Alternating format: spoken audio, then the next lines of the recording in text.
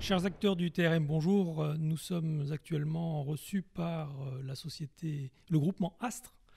Et le président Baudouin nous fait l'honneur de nous accueillir.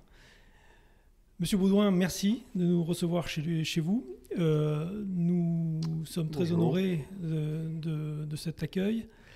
Nous aimerions connaître un petit peu plus ce groupement, qui est d'ailleurs bien entendu très connu, mais en même temps, on aimerait justement en savoir un peu plus. Alors, est-ce que vous pourriez nous raconter un petit peu l'histoire de ce groupement ? Alors, ce groupement, c'est l'ambition d'un certain nombre d'entrepreneurs et du créateur, Yves Rivaud, qui est transporteur dans la région nantaise en 1992, et qui décide alors de regrouper des entrepreneurs qui lui ressemblent, c'est-à-dire des entrepreneurs familiaux, bien implantés dans leur territoire, avec des sociétés qui ont une certaine surface financière et qui sont très attachés aussi à l'aspect social de leur entreprise. Est-ce que vous pourriez nous expliquer un petit peu la configuration de départ, si vous aviez un petit peu ça en information? Ouais. C'est intéressant. Comment ça a démarré en réalité? Donc en fait, ça a démarré puisqu'on est juste après la libéralisation du marché du transport routier au début des années 90. Et il se trouve qu'il y a des grands groupes qui sont déjà en train de se constituer. La concentration qu'on connaît aujourd'hui est déjà en œuvre. Et Yves Rivaud pense qu'il est utile pour les PME de trouver un mode de regroupement ou de groupement. Et donc c'est ce qui prévaut à l'idée de base, c'est comment peut-on rassembler des entreprises familiales de façon à ce qu'elles puissent tenter de travailler ensemble et tenter d'offrir aux clients une offre alternative à celle des grands groupes. Et ça se limitait au départ à, je dirais, quelques entreprises pour couvrir un territoire national, en quelque sorte? Au départ, donc, ça a commencé par une annonce dans un magazine de transport routier bien connu. Et il y a 17 entreprises qui ont répondu à côté de Yves Rivaud à la construction, au début, aux prémices, à la genèse de ce groupement.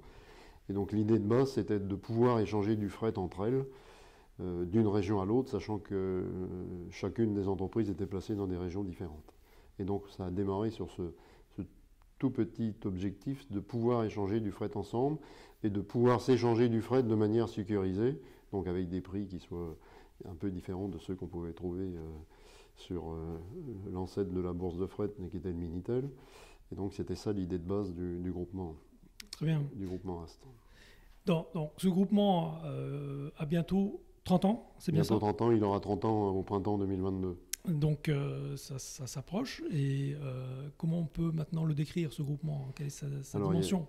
Naturellement, il a depuis son origine une vocation européenne, puisque le E de Astre, c'est l'Europe. Et donc c'est ce qui nous différencie un peu quand même de nos confrères ou de nos concurrents, d'autres groupements en France. Et puis il a surtout beaucoup évolué, puisque de l'idée originelle qui constituait à s'échanger du fret dans des conditions sécurisées économiques, dans des conditions économiques sécurisées, on a beaucoup évolué, puisqu'il y a eu la création des achats en commun chez Astre, et puis ensuite il y a eu le développement du commerce aussi, et de tout un tas d'autres services qu'on a pu apporter à nos adhérents, petit à petit et année après année. D'accord. Et la couverture au niveau Europe, ça s'arrête jusqu'où? Elle va jusqu'où? Parce que donc l'essentiel des entreprises sont quand même en France, parce qu'il y a une petite centaine d'entreprises qui sont situées sur le territoire français. Et puis ensuite, on est implanté au Benelux, au Royaume-Uni, en Allemagne, en Autriche, en Lituanie, en Italie, dans la péninsule ibérique. Voilà, nos implantations sont ici. Il y a environ 160 entreprises au total qui constituent le groupement, sachant qu'une entreprise, et quelle que soit sa taille, a le même pouvoir. Dans l'institution Astre, c'est une entreprise, une voix. Et en revanche, on a environ 400 implantations, puisque les entreprises ont évolué depuis le début, et certaines ont fait des acquisitions, d'autres se sont développées en créant des agences. Et donc on est implanté dans 400 centres différents en Europe. D'accord. Les projets, je dirais, après 30 ans, est-ce qu'il y en a encore? Est-ce qu'il y a une projection il y a toujours des projets, puis il y a des projets qui peuvent évoluer. Hein. Si je prends l'exemple des achats, on a balbutié au début sur les achats, c'était à peu près en 1995-96. Et à ce moment-là, on a souhaité référencer un certain nombre de fournisseurs de façon à ce qu'on puisse négocier avec eux des conditions améliorées, sans qu'il y ait forcément d'engagement fort des adhérents vis-à-vis des fournisseurs référencés, puisque le but aussi de ces entreprises familiales, c'est qu'elles gardent leur indépendance. Et donc on est resté longtemps sur ce schéma-là, pendant une vingtaine d'années. Et en 2015, on a passé un cap sur les achats où on a décidé de faire des achats en commun, c'est-à-dire que chacune des entreprises adhérentes a convenu qu'il était important d'abandonner une petite partie de son indépendance pour pouvoir acheter dans de meilleures conditions. Et on a essayé de dupliquer cette politique-là dans d'autres domaines, et notamment sur la partie commerciale et dans d'autres services, la formation, la communication, les finances. Ok, donc effectivement, c'est la question que j'allais vous poser, c'est comment fonctionne un groupement en réalité. Vous me l'avez un petit peu ébauché. Comment on peut considérer qu'un groupement fonctionne au niveau opérationnel, c'est-à-dire tout l'aspect concret d'un fonctionnement de transport? Qu'est-ce qu'il peut apporter en plus à de nouveaux transporteurs qui n'apportaient pas, je dirais, qu'un transporteur nouveau indépendant n'aurait pas? Et bien entendu, vous avez abordé la question achat. Levez un petit peu le voile, donnez-nous quelques petites infos qui, finalement, il n'y a peut-être pas autant de mystère que ça. Je vous laisse nous l'expliquer. Il y a assez peu de mystère. On a essayé d'appliquer à nos structures indépendantes les modes de fonctionnement des groupes plus intégrés. C'est-à-dire que pour pouvoir faire des achats qui soient significatifs et qui puissent apporter à nos adhérents, puisque c'est toujours l'objectif, c'est d'apporter aux adhérents le maximum de services dans les meilleures conditions économiques possibles. Et donc, on a décidé d'acheter ensemble. Si on prend par exemple les matériels roulants, que ce soit des semi-remorques, que ce soit des véhicules moteurs, on a décidé d'acheter ensemble. C'est-à-dire que tous les ans, depuis maintenant 6 ou 7 ans, on fait un achat groupé, c'est-à-dire qu'on achète ensemble, selon un cahier des charges qui est défini à l'avance, un certain nombre de véhicules dans des conditions qui sont négociées avec les constructeurs directement, et ensuite vendus par les distributeurs du réseau. Ce qui nous permet effectivement d'améliorer sensiblement l'équipement des véhicules.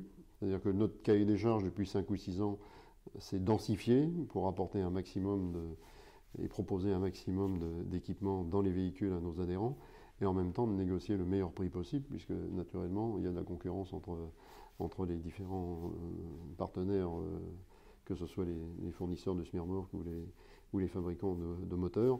Donc, ce qui nous permet effectivement d'avoir des conditions économiques tout à fait intéressantes, ce qui fait la différence avec des indépendants qui iraient acheter leurs camions dans des quantités bien moindres que celles qu'on achète, puisque nous, on a fait souvent des opérations à 350, 400, 500 véhicules d'un seul coup, et donc naturellement, de fait, on fait baisser les prix de manière sensible.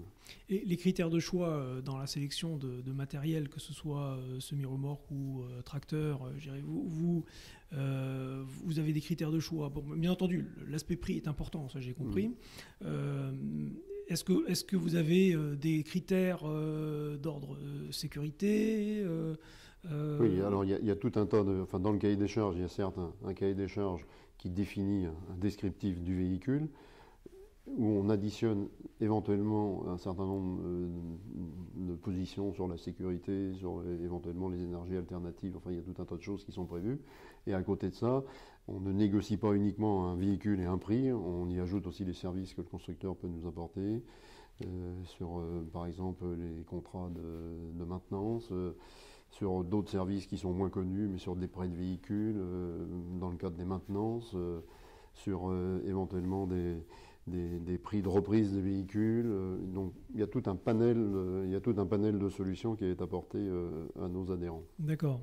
Voilà. Et bien entendu, je comprends, il y a l'aspect service qui est très important, il y a l'aspect innovation et voire transition énergétique.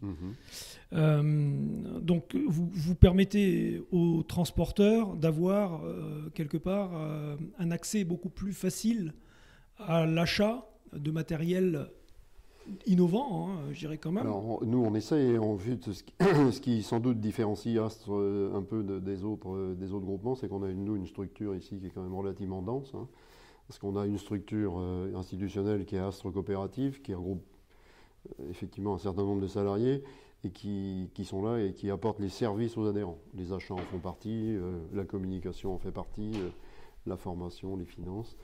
Et puis à côté de ça, on a aussi une société qui s'appelle Astre Commercial qui, elle, porte les dossiers commerciaux.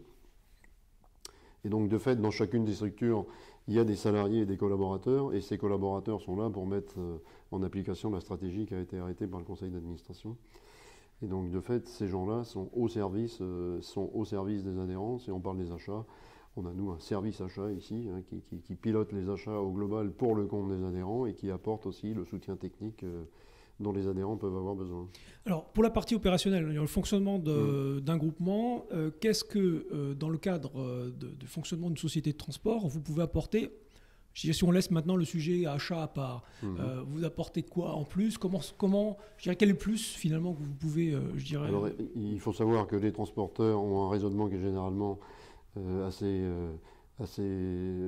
traditionnel, on va dire assez traditionnel par rapport à d'autres entrepreneurs. On a besoin d'acheter des choses, mais on a besoin aussi d'associer un certain nombre de services, et on a besoin aussi de faire du commerce.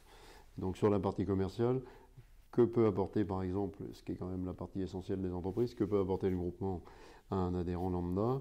D'abord, c'est de pouvoir accéder à des marchés grands comptes, que seule la PME indépendante a quand même beaucoup de difficultés à pouvoir atteindre, puisque généralement les gros faiseurs, les gros chargeurs demandent de la capacité et demandent aussi beaucoup de moyens et d'être présents sur tout le territoire et des fois le territoire européen. Donc de fait, le fait d'être ensemble et d'additionner nos forces fait qu'on peut offrir une solution alternative à des chargeurs qui ont l'habitude de traiter avec des groupes intégrés. Donc ça, c'est déjà quelque chose d'assez important. Et je ne pense pas, sans cette organisation commerciale-là, il y a beaucoup de marchés qui ne seraient pas aujourd'hui atteignables pour la majorité de nos adhérents. Et puis le deuxième aspect d'Astre Commercial, c'est notre réseau de palettes, hein, qui s'appelle Palette System, et qui permet aussi à n'importe quel adhérent, n'importe où en France ou en Europe, de pouvoir faire transiter les marchandises palettisées, ce qu'on appelle la messagerie palettisée, hein, le 1 à 4 palettes, partout en Europe et dans 45 pays. Donc ça, c'est des choses que le groupement peut apporter, au-delà des achats, c'est des choses que le groupement peut apporter de manière significative par rapport à la solution qu'on n'aurait pas si on restait indépendant. Oui, donc ce ne sont pas des avantages négligeables. Hein, c'est pas du tout négligeable, et la preuve en est, c'est que le nombre d'adhérents augmente toujours chez Astre. Hein. Alors il augmente plus en Europe qu'il augmente en France, puisque le début du groupement c'était en France, et ça, la base s'est quand même constituée ici sur le territoire de la métropole, mais dans les pays limitrophes qui nous entourent, on a effectivement quand même encore du développement en cours et à venir. Très bien. Bien, j'ai bien compris, j'ai bien compris la synthèse et l'explication, c'était parfait. J'ai une question, je voudrais revenir sur le matériel et notamment sur ce qui me concerne, c'est la transition énergétique. L'avenir, et on le sait un petit peu, je dirais incertain pour l'instant, parce qu'on n'a pas vraiment de solution je dirais définitive qui permettent de nous dire tiens, je vais me lancer sur tel ou tel matériel, je sais que c'est quelque chose qui sera la solution de l'avenir. Sachant qu'il y a à la fois des véhicules qui sont des véhicules électriques pour certains et d'autres qui sont des véhicules à pile à combustible qui ne sont pas encore sortis ou qui sont sur le point de sortir dans les prochaines années.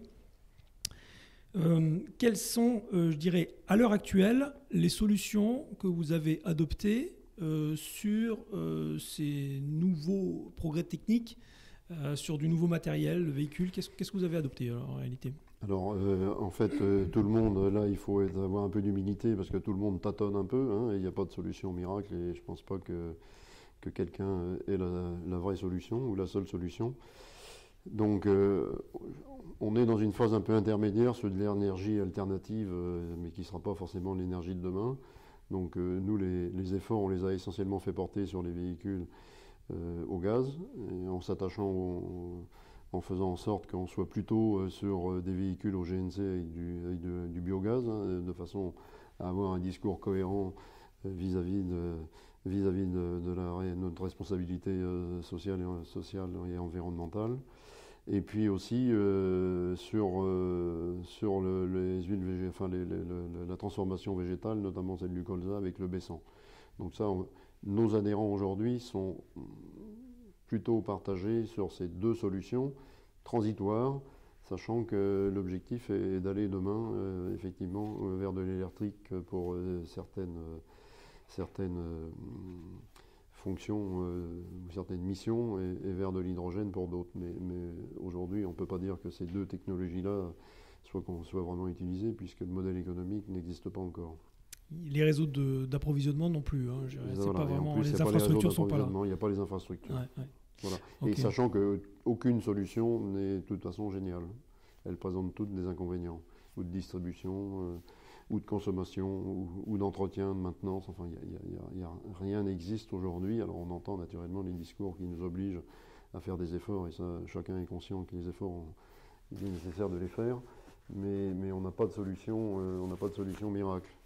Effectivement, en discutant avec les constructeurs de matériel, on comprend que les solutions actuelles, existantes ou à venir, vont être des solutions qui vont être adaptées à chaque type d'utilisation. Absolument.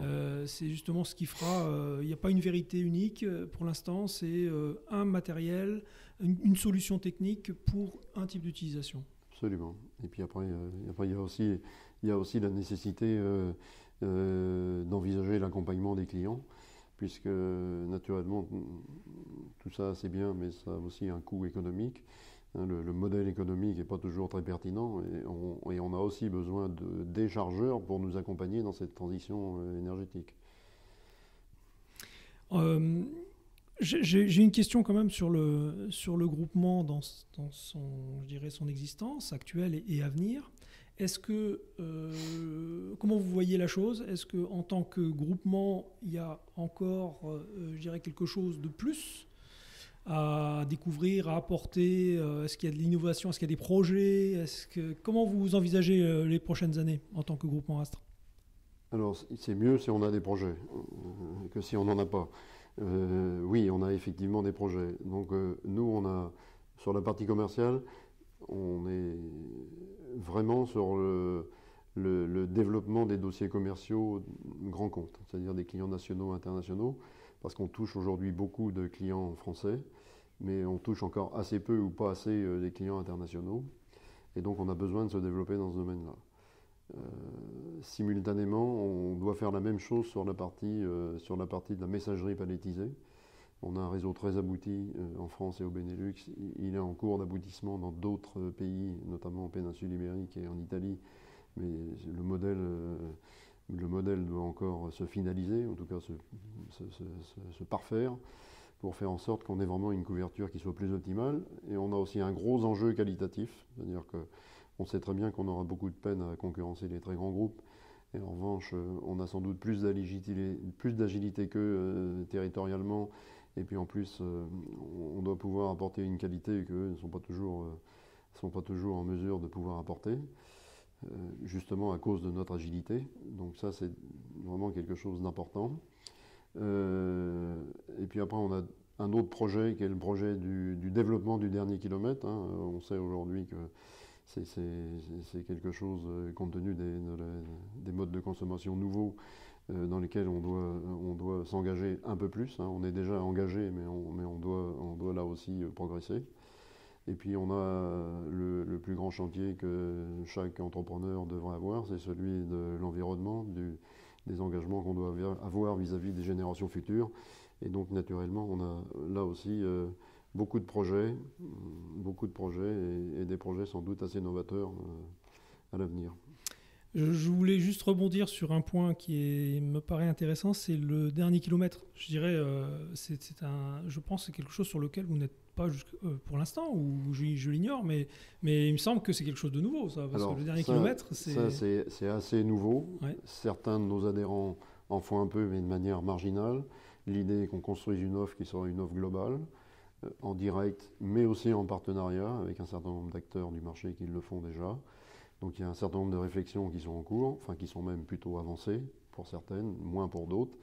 L'idée étant de pouvoir offrir à nos clients cette solution-là, puisqu'on sait naturellement que demain, avec les difficultés d'intégration dans les villes, dans les grandes agglos, dans les ZFE, on va devoir apporter une solution. Donc ce sera la continuité des efforts qu'on a engagés sur la messagerie palettisée, en tentant d'imaginer des dispositifs complémentaires. Très bien. Une question, je dirais là, je vous laisse la parole librement. Est-ce que vous avez un sujet particulier que vous souhaitez aborder? Est-ce que vous souhaitez adresser un message à la profession? Est-ce que vous avez quelque chose en particulier à nous dire, à nous ou à, je dirais, tous les professionnels du transport qui vont vous voir? Alors le premier sujet, c'est un sujet qui nous concerne, Astre. On va changer l'intégralité pour nos 30 ans de notre image. La charte graphique va évoluer, le slogan, les bâches, tout ça va changer au cours de l'année 2022, l'année de nos 30 ans. Donc ce sera la découverte sera pour le début de l'année, c'est-à-dire dans peu de temps maintenant. Et donc ça, c'est quelque chose aussi qui va nous permettre sans doute de passer un cap et aussi de nous inscrire dans cette volonté de plus d'Europe chez Astre. Tout ça va être en lien. Voilà. Et sinon, le message, si j'ai un message pour la profession, qu'est-ce que je pourrais vous dire? Ce que je souhaiterais, c'est que tous les transporteurs de France puissent intégrer chez eux le contrôle de gestion. Ça, c'est un petit peu ma marotte, le contrôle de gestion, parce que il m'arrive encore de faire un peu de commerce, il m'arrive aussi de voir des écarts tarifaires qui soient spectaculaires entre certains transporteurs. Et je me dis que compte tenu des conditions d'exécution qu'on a de notre prix de revient, c'est pas possible.